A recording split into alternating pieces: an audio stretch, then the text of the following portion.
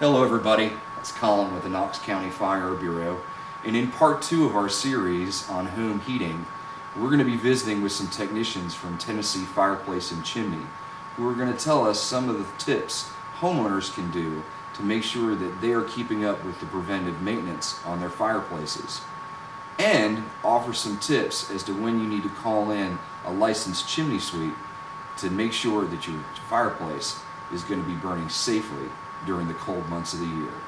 So let's go see what we can learn. Hi there, I'm Jacob with Tennessee Fireplace and Chimney, and we are here today to just do an annual inspection and cleaning on the chimney. We're going to look at getting this thing ready to use for the winter. A few things we want to start with is cleaning out the flue system.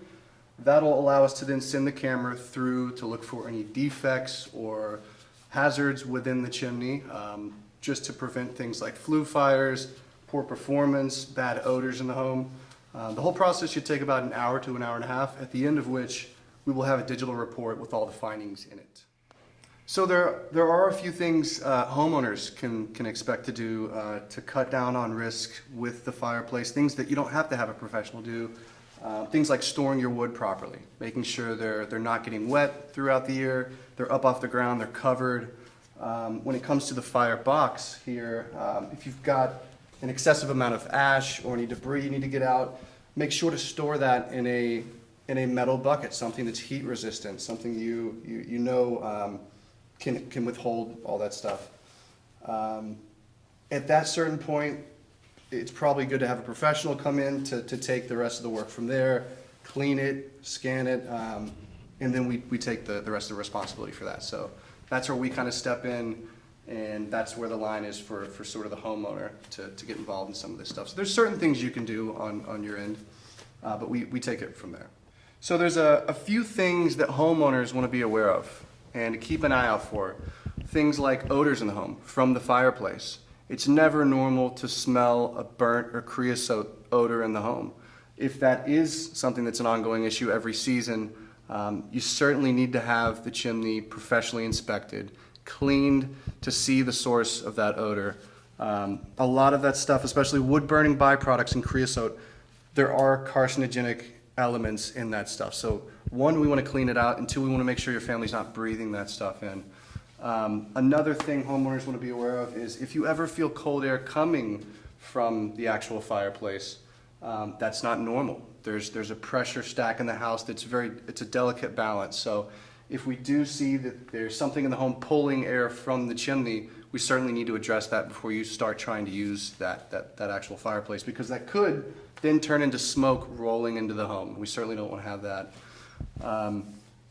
So obviously, things to look out for if you have any of those issues ongoing in the fireplace or in your home, we need to come in and fully inspect and evaluate the whole system, and not just try and treat any symptoms, but fix the root of the problem.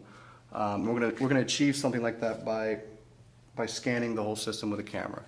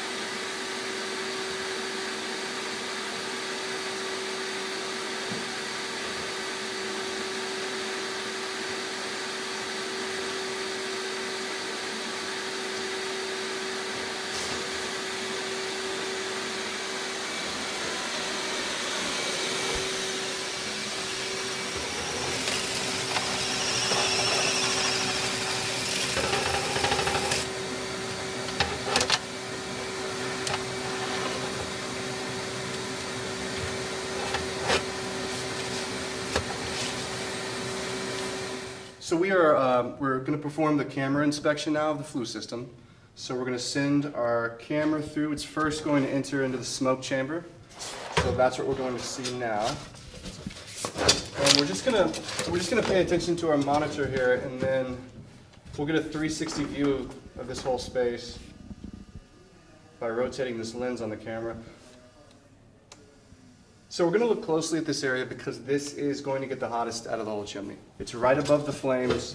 We want to check for any construction defects, any signs of water intrusion into the chimney, and more importantly, we want to make sure there's no creosote storage hidden away in here, right? Because that stuff's combustible. It's like little pockets of fuel. We want to make sure that stuff's got all removed, make sure we clean all that out.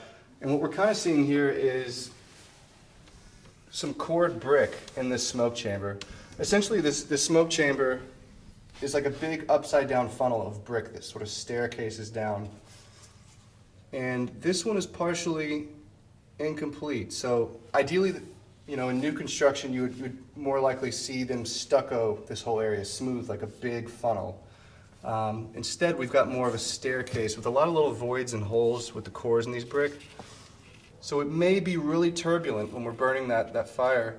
That smoke's it's not gonna have an easy path to draw up and into the flue system. So this could be the start of a lot of performance problems. It could have a lot of trouble getting the smoke to draw up and out of the chimney. It may start spilling into the room. That's a common symptom for this kind of problem. So if we go up a little, and especially here, we can see a lot of these hard angles and voids where some of the mortar actually fell out. And now we're left with these little cavities here. Any little area like this is going to contribute to poor performance in the fireplace. These are places where air can escape or it can actually come in from the outside since we do have an exterior chimney here. It does look pretty clean for the most part, so that's good. Now we can see this smoke chamber is very tall.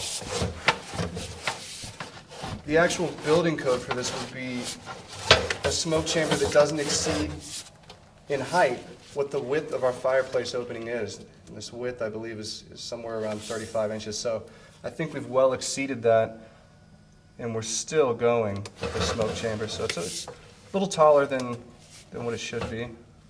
Again, those are all things that are going to relate to the way this fireplace performs. So if our proportions are off a little bit, that can also slow the rise of that smoke down a little bit. So now we're going to see our flue system starts. This is where our clay tile is cemented onto the smoke chamber, and it's going to start. It's going to start rising. They're 2-foot tall sections of tile, and they're like almost big clay flower pots. So the same kind of erosion and missing mortar that we saw in the smoke chamber is likely to be in the flue system as well. So every 2 feet, we're going to check and see if the mortar's intact. So if we go up a little bit, we come to our first mortar joint. We can see it's very clean, but in fact, there's virtually no mortar left between these tiles. So an area like this seems insignificant as an opening, but if we use the fireplace, those tiles are going to get hot and they're going to expand. So an opening this small, like an 1/8 inch, can open up quite a bit. Now it's another place where we can have smoke and carbon monoxide and flue gases escaping out of that.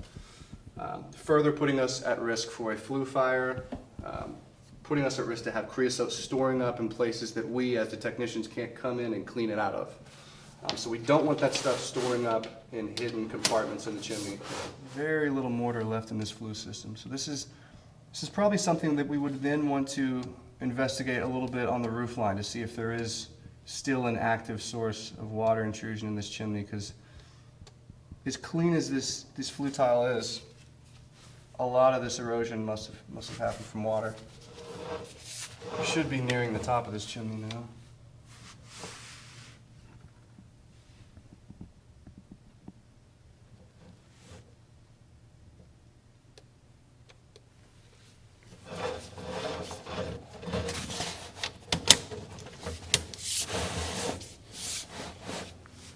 Here's another mortar joint here. Let me check this. This one's a little more intact. You can see there are large chunks that are missing still.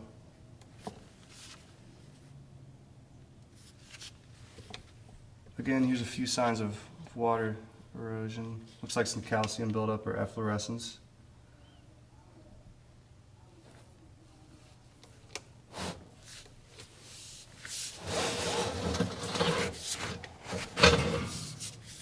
And now we have arrived at the top of the chimney and we are inside this flue cap. So we see the cap's free of any obstructions, which is good. There's no debris, nice and clean. And we do have screen or mesh built in that's going to keep out any birds or intruders. So that is good. So some of the differences between burning gas, like propane and natural gas, and burning wood, there's actually a lot of similarities. We need to clean both of the flue systems. They're both going to contribute to creosote buildup, even gas logs. So we want to inspect those flue systems, we want to clean that stuff out. But with gas, we also want to do diagnostic checks. We want to check for any leaks in the line.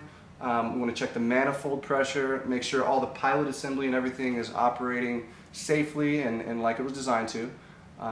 So that is something you would get from one of our gas inspection services. So a little more information for some of the homeowners who are kind of do-it-yourselfers. So there's good ways to go about that and bad ways. One question I get all the time is, what are your thoughts on creosote removal logs? And certainly they're not that bad, but nothing's going to replace actually cleaning the chimney. They can do more harm than good though, some of those creosote removal logs.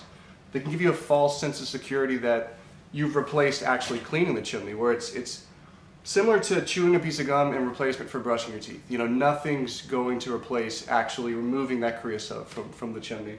What those logs try to intend to do is they release minerals that are trying to dry out the creosote so it drops. But unless your chimney is a straight shot, that creosote's not going to drop all the way into the fireplace where you can remove it. It'll probably get stuck and lodged somewhere in the chimney you can't see. So that's where the camera comes in. I can come in and find those places where the creosote's stored, safely remove it, and remove that possibility of that creosote igniting and causing a flue fire, because that stuff is very combustible. Other things like customers, acquiring some equipment to sweep the chimney themselves, you can certainly do it, but there are types of fireplaces where there's specific equipment you want to use. On a masonry chimney, you can use more abrasive metal types of brushes and rods. On factory-built fireplaces, for you folks that have newer homes in subdivisions where you don't have a masonry chimney, you've got to use specific non-abrasive cleaning heads, stuff that's nylon. If it's any metal, you're going to damage the fireplace appliance you have. So things like that I need to look out for. Obviously, you should probably opt for saving your money on all those alternatives and actually putting it towards a professional coming out and getting the job done and giving you that peace of mind, and that way we can take the responsibility instead of you having to worry about it.